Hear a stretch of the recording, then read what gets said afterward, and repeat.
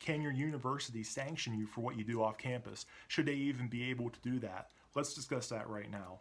Now, you might be saying to yourself, my university doesn't own me. How can they possibly sanction me for what I do off campus? If I do something stupid on campus, sure, that's fair game. But off campus, I don't think so. They can't do that. Well, if you find yourself thinking that, let's go ahead and just discuss a little bit more about it. Some things you might want to keep in mind are you represent your university wherever you go, whether you realize it or not. I'm a higher education employee. I work in a college town, and something I've noticed is that college students who go to the university tend to adorn themselves wherever they go with the university logo. So therefore, kind of telling people, hey, I'm affiliated with the school in some way, shape, or form. Not to mention that not always, but often, college towns can be kind of small. So if you're of a certain age and you're in the town, period, it might be a safe assumption that you're somehow tied to that school. So you do represent that place in more ways than you might think. Also think about it like this. Universities and the respective cities or towns in which they're located aim to have a good coexistence, at least, even if they're not the best of friends. It's a mutually beneficial relationship, and they know that, and they want to keep it that way. So let's discuss a little bit more about that. College towns benefit from the college, and the college benefits from the town. The university, what they bring to the table is they bring students to support local businesses. They create jobs, things like that.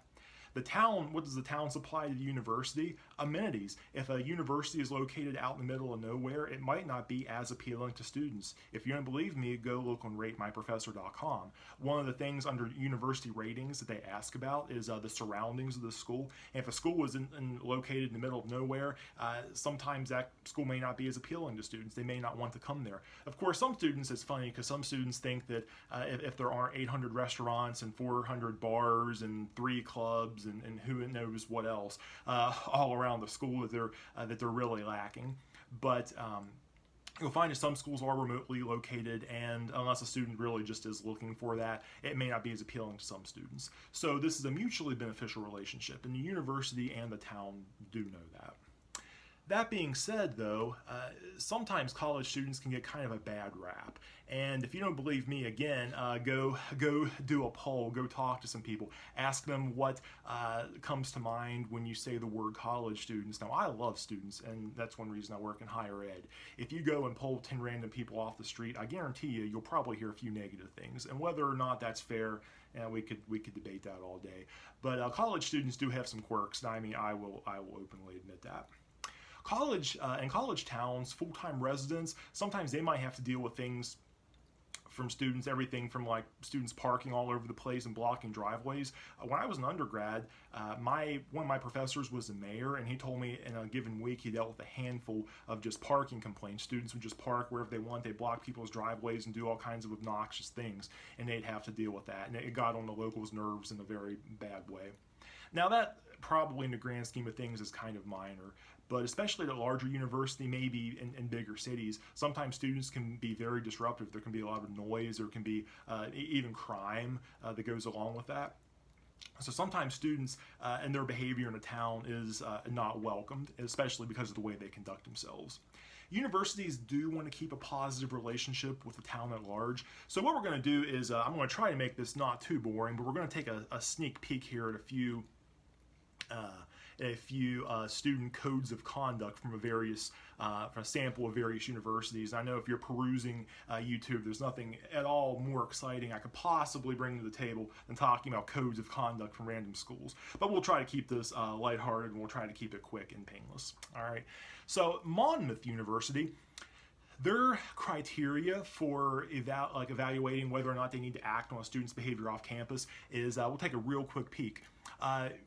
They make a really interesting point. Behavior of Monmouth University students reflects upon both the university and other students. Unacceptable behavior within the community surrounding the university has a detrimental impact upon both the university and its students. And they know that, so they're asking that you basically not embarrass the school. Let's take a look at another school, Penn State, I believe. They state that any off-campus student behavior that affects a substantial university interest violates the code of conduct. Now, what, you might be asking yourself, constitutes a university interest? Again, I think it's very reasonable. They're basically asking students not to violate any local, state, or federal laws. They're asking students not to present a danger or a threat to the health or safety of themselves or other people. They're asking students to not infringe upon the rights, property, achievement of themselves or other people. They're also asking students to not be doing anything that's like detrimental to the educational interests of the university. And I've said it a bunch and I'll say it again, these are not unreasonable things to ask of your students. This isn't asking for the moon and the stars. We'll take a look at one more example. This is from the University of Delaware.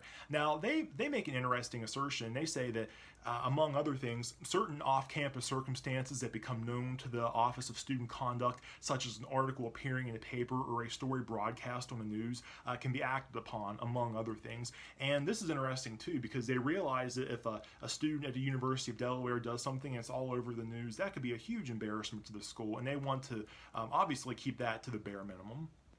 Okay, so some of the commonalities here is universities, they don't want you doing things like breaking the law, disturbing the peace, doing anything that casts a negative light on the university, or interfering with their mission in any way, which generally speaking, their mission is going to be to educate students. That's what a university does, right? So, like I said, I'll say it again, I really don't think this is a lot to ask. I don't find this to be very unreasonable. Leave a comment if you feel differently. I mean, I'd love to hear your take on it. I don't think that it's unreasonable. Now, the conduct that universities will want to hold you to is going to vary wildly from school to school. Like I've said in previous videos, if you're attending a state school, a public institution, more than likely just staying out of trouble and not breaking the law is probably going to be enough. More often than not, again, if your experience has been different, leave a comment. I'd love to hear your experience. If you go to a private school, like I did my last 2 years, especially if it has a religious or some other designation, they may ask for more than simply not breaking the law. For instance, where I went to school, I was asked to avoid sex outside of marriage. I was asked to not consume alcohol, tobacco, illegal drugs, and there was more. That's the highlight reel. There was a lot more, actually. And that might sound like a lot, but at the same time, no one, I don't know if it's politically correct to say put a gun to my head in this day and age. We'll say no one coerced me to go to that school, okay? I freely chose to go there knowing those were the rules and knowing that that was something that was going to be expected of me. And even if you go to a school that's not really that stringent, that the same could be said. When you choose to go to the school, you willingly are agreeing to those rules, okay? And here's the thing, too, it doesn't go away after college either. I work at a university, and whether I worked at a university or somewhere else, I would generally be asked not to embarrass that university or that workplace, okay? They kind of have the same expectations, so just because you graduate doesn't mean it goes away either.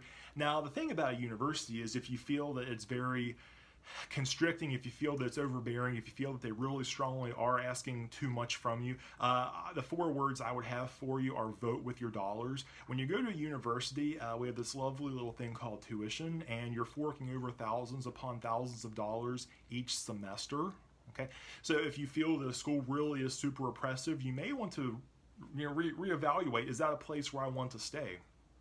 And again, you have to weigh the pros and cons. It's a very prestigious school. You want to have that name on your diploma one day, but man, it's killing you being there. The rules. Well, grown-ups, adults have to make decisions. That might be a decision you have to make. Is it worth it? It might be and it might not be. And I don't have the answer for you. That's just something you have to think about. Is it worth it? In the short term, it probably is, because I know I felt constricted when I went to school. Sometimes I felt, not that I wanted to do necessarily any of the things I mentioned a few minutes back, but we even had things like curfew, like a midnight curfew on a weeknight. I'm like, daggone it, I want to stay out till 12:30. I'm like, they are infringing on my rights. I have had thoughts like that. In the grand scheme of things, I feel like I got a good education, and life goes on as for a very short period of time. Was it worth it to me? I'd say definitely yes, but I'm sure not everyone necessarily feels that way.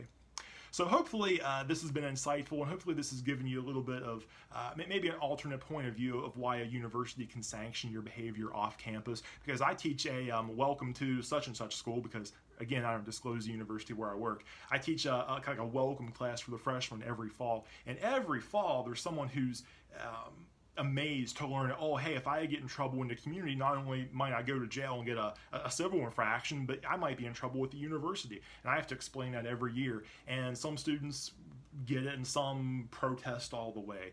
But this is my take on why they can do this. And again, unless they're trying to do something really super oppressive, if they're just asking you to not break the law and not cause trouble all over town, I think that's fair, and I think that's well within the bounds of reasonable. But like I said, if you disagree, if you have an alternate take on it, I'd love to hear your thoughts. Please leave a comment. Also, please like, subscribe, and share this, especially if you've been finding this content helpful. I really want to get this content in the hands of as many people as possible, so hopefully it has been beneficial. And I hope to talk to you soon.